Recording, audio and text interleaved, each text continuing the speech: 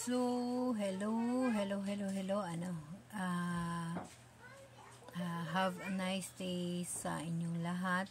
So, today mag-update lang ako ng ating pakiramdam. So, in short, yesterday, so wala pa rin tayong swimming. Until now, wala rin tayong swimming. So, nagpainit-init lang ako doon sa may court, no? Nag-exercise lang ako ng konti, pero namigat pa rin yung katawan ko. So, siguro dahil sa kulang ako sa tamang exercise or baka sa kinain ko. Kasi ganyan yung autoimmune system na problema sa katawan. Hindi mo malalaman kung ano no? Kasi halos lahat ng pagkain bawal, pero wala akong magagawa. So, kinain ko lang nga 2 kutsara na kanin. So, tsaka gulay, saging. Pero siguro dahil nga nag-walking ako kanina doon sa may plaza, baka na-over na naman ako kaya sobra namigat yung katawan ko. So, plano ko pa sana magpagupit ng buhok, pero na parang feeling na sobra bigat, kaya yung ginawa ko, nagkain ako ng Skyplex and then 2 saging, and then natulugan ako. Naghiga lang ako, nagpahinga ako. Nang nakatulog ako, ngayon pagising ko yun, naligo na ako. Tapos ko ligo ito, nagbibideo ako. So, yung mga pakiramdam ko na talagang pamimigat, nandyan talaga. So, hindi ko alam kung sa na part ng autoimmune system natin, pero sa part ng autoimmune system, makikita ninyo kung gusto nyong makakuha rin kayo ng idea, isi-search ninyo yung yung bakit namimigat yung aking mula ulo hanggang paa, no? Ganun. Pag sasagutin ka ng apps ng ganyan na tema ng tanong mo, at kagaya ko na may autoimmune system at nakaranas ng stroke, yung lahat ng sagot ho nakarelated kung ano ho yung nararamdaman ko at kung ano yung sinasabi ng doktor ko. Kaya nakatulong ho sa akin yung pagsisearch ko para maibsan ko ano man ang nararamdaman ko. Kasi hindi pwede na damdamin ko na lang kung anong sinasabi ng doktor ko, inumin ko kung anong dapat kong inumin sa mga resita ko, kasi hindi lahat na resita ng doktor is kaya mong bilhin. Lalo na ako, hindi ko kaya bilhin yun. So, hindi ko nga binili pa hanggang ngayon yung mga resita ng doktor ko na yun ang gusto niyang inumin, pero hindi ko kaya kasi napakamahal ho. 3 times a day, sa tag 62, tag 50 plus. So, saan ako kukuha nun, di ba? So, ang binibili ko lang yung regular pa rin na mga gamot na mula sa generika. So, kasi yan ang makaya ko So, alangan naman pipilitin kong sarili ko kung hindi mo kaya, di ba? So, ang tinutulungan ko na lang ang sarili ko. So, nakatulong sa akin number 1 yung mga pagsisearch ko. Kung ano in actual ang nararamdaman ko, yun ho ang sinesearch ko. And then, kung ano ho yun, yung kanyang i-advise sa akin, yun ho ang sinusunod ko, inwi ho ng remedy. Inwi ho na hindi gamot ang ginagamot ko, kundi dinidisiplina ko yung sarili ko, kumbaga.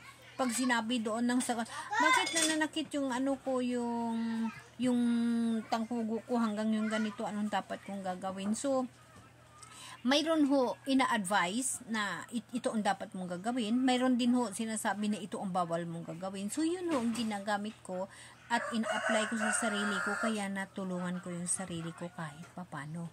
Yan lang ho ang dapat nating gagawin.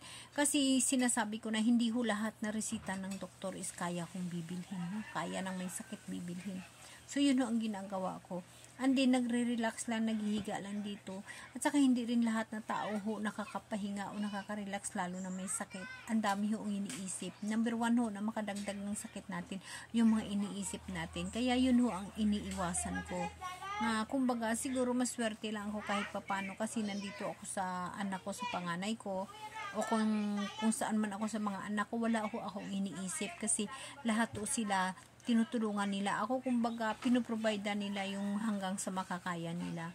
Pero bilang tinatawag na gahikahos din sa buhay, talagang pag-asahan na natin yung doktor, yung mga gamot ng doktor, hindi ho kaya ng mga kapasidad natin kung paano magbili, hindi kaya ho. So, ginagawa ko, number 1 ho ang makatulong sa atin. Tip ko ho sa inyo, number 1 ho na makatulong sa atin. Isi-search mo dahil marami ngayong bagong apps, lalo na yung AI. Malaki ho na bagay na nakatulong ho yan sa atin. Lalo na sa akin ho, talaga experience ko nakakatulong ho sa akin. Kasi bawat search ko, kat sasagutin niya ako, mayroon ho yan kung anong dapat mong gagawin, kung anong dapat mo hindi gagawin, kung anong dapat mong kainin, at anong hindi mo dapat kainin. So, bilang nagsisearch ka, sinasagot ka, kumbaga, nakakatulong ho yan. Kasi, kumbaga, physical ho na gagawin mo, hindi ho yung gamot na nabibilhin mo, kundi ina-advisean ka na ito ang dapat mong gagawin. So karamihan o sa sinasagot sa tinatanong ko is related din kung anong nararamdaman ko, kung i-compare ko sa mga advices ng mga doktor ko, so pare-pareha. Kaya isa ho yun sa nakatulong sa akin kung bakit na hanggang ngayon na natili akong malakas o matibay kahit pa nasasabihin natin na ang sobrang bigat ng katawan ko. So yun nga, ngayong araw, itatry ko kung paano ko i-apply yung tinatawag na tamang nutrition sa sarili ko, no? Ang makaya lang. So, sa kanin, instead nakakain ako ng 3/4 cup o 1/2 cup, 2 kutsara na lang o 3 kutsara, more of gulay ang gagawin ko. So, may pundo akong Skyplex, and then saging, yun ho ang karamihan pag nagugutom mo ako. Bilang may autoimmune na problem ho, lalo na nga allergy ako sa mga pagkain, yun na ho ang dapat kong kakainin. Kasi pag magkain ako ng oatmeal, feeling ko mayroon akong anesthesia dito sa labi, and then namimigat ho ako.